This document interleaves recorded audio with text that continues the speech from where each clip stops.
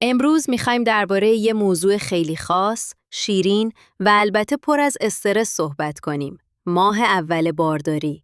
این پادکست یه فرقی با بقیه برنامه‌ها داره. قرار نیست اینجا بشینیم و فقط کتابی و پزشکی حرف بزنیم. فرض کنید دور هم جمع شدیم، چای بریزیم و به شکل یه گفتگوی کاملاً زنانه و صمیمی از تجربه‌ها، ترس‌ها و بایدها و نبایدهای این 30 روز اول بگیم. روزهایی که خیلی وقتها حتی خودمون هم هنوز دقیقاً باورمون نشده که یه زندگی جدید توی وجودمون شروع شده. پس تا آخر این اپیزود با ما همراه باشید. بخش اول، حس و حال عجیب ماه اول، وقتی هنوز باور نکردی. بیاین از همین اولش صادق باشیم. ماه اول بارداری یه جورایی شبیه به یه خواب و خیاله. خیلی از مامانها تا اواسط ماه اول اصلاً نمیدونن بار دارن. بعدش هم که بیبی چک مثبت میشه، یه دفعه کلی حس مختلف میاد سراغ آدم. از یه طرف ذوق داری، از یه طرف ته دلت خالی میشه و میترسی. قدیمیا میگفتن 3 ماه اول رو نباید به کسی گفت. شاید یه بخشیش به خاطر همین حساس بودن این دوره باشه. بدن داره یه کار بزرگ انجام میده. داره یه سلول کوچولو رو تبدیل میکنه به یه انسان. برای همین هم هست که ممکنه از همین اول کار بی دلیل خسته بشی، دلت بخواد فقط بخوابی یا با کوچکترین چیزی بزنی زیر گریه. نگران نباش، اینا همش تقصیر هورمون هاست و کاملاً طبیعیه. بخش دوم، بایدهای ماه اول، کارهایی که حتماً باید انجام بدی. خب، حالا که فهمیدیم بار داریم، قدم‌های اول چیه؟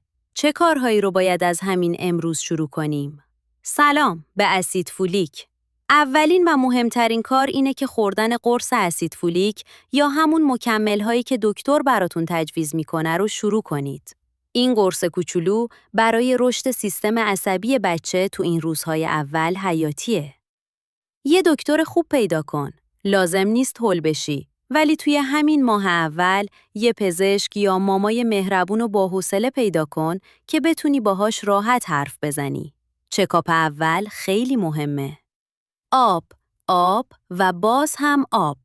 بدنت الان داره بیشتر از قبل خون تولید میکنه و برای ساختن کیسه آب هم به مایعات نیاز داره. پس همیشه یه بطری آب کنارت باشه. خوابیدن بدون عذاب وجدان. اگر قبل از این روزی 8 ساعت میخوابیدی و الان حس میکنی بعد از 10 ساعت خواب هم هنوز خسته‌ای، اصلاً به خودت سخت نگیر. بدنت داره انرژی زیادی مصرف میکنه. پس هر وقت خسته بودی، دست از کار بکش و استراحت کن. تغذیه سالم و ساده. لازم نیست اندازه 2 نفر غذا بخوری. این یه باور غلطه. فقط سعی کن غذاهای مقوی، میوه و سبزیجات تازه رو به برنامه‌ت اضافه کنی. بخش سوم، نبایدهای ماه اول، چیزهایی که باید دورشون خط بکشی. توی این گفتگوی زنانه باید با هم تعارف رو کنار بذاریم و بگیم چه چیزهایی ممکنه توی این ماه حساس به خودت و اون فرشته کوچولو صدمه بزنه. خداحافظی با مسکن‌های خودسرانه. از این به بعد برای یه سردرد ساده یا دلدرد نباید خودسرانه بپری سر کمد داروها و قرص بخوری. هر دارویی، حتی یه مسکن ساده، باید با اجازه دکتر باشه. سیگار و قلیان ممنوع، حتی دود دست دوم. این رو همه میدونیم، اما یادت باشه، حتی نباید توی محیطی بشینی که بقیه دارن سیگار یا قلیان میکشن. کافئین رو کم کن. اگر عاشق قهوه و چای پررنگ هستی، وقتشه یکم فتیله رو بکشی پایین. کافئین زیاد توی ماه اول خوب نیست. سعی کن به 1 فنجان کوچک در روز جیره بندیش کنی. کار سنگین و بلند کردن دبه‌های سنگین ممنوع. جابجا کردن مبل، بلند کردن فرش یا دبه‌های سنگین رو کاملاً بسپر به بقیه. این روزها جنین داره خودش رو به دیواره رحم محکم میکنه، پس به خودت فشار نیار. غذاهای نیمپز و کنسروی ممنوع. گوشت نیمپز، تخم مرغ عسلی، ماهی‌های جیوه‌دار و غذاهای مونده و کنسروی رو برای یه مدت فراموش کن. بدنت الان به غذای تازه و کاملاً پخته نیاز داره. حمام داغ و جکوزی ممنوع. بالا رفتن دمای بدن توی هفته‌های اول اصلاً برای جنین خوب نیست. پس با آب ولرم دوش بگیر و بیخیال وان داغ و جکوزی شو.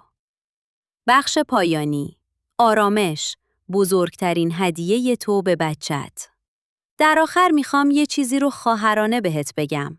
این روزها فضای مجازی پر شده از اطلاعات عجیب و غریب که فقط آدم رو نگران میکنه. مدام دستت رو نذار روی شکمت و استرس این رو نداشته باش که نکنه فلان چیز شد. ماه علق اول، ماه پذیرش این حس جدیده. با همسرت صحبت کن، از حسات بگو، موسیقی ملایم گوش بده و سعی کن تا جایی که میتونی از استرس و آدمهای انرژی منفی دوری کنی. آرامش تو بهترین محیط برای رشد اون موجود کوچولویه که به زودی صدای قلبش رو میشنوی. مراقب خودت و مسافر کوچولوت باش. تا اپیزود بعدی و یه گفتگوی زنانه دیگه، خدا نگهدارت.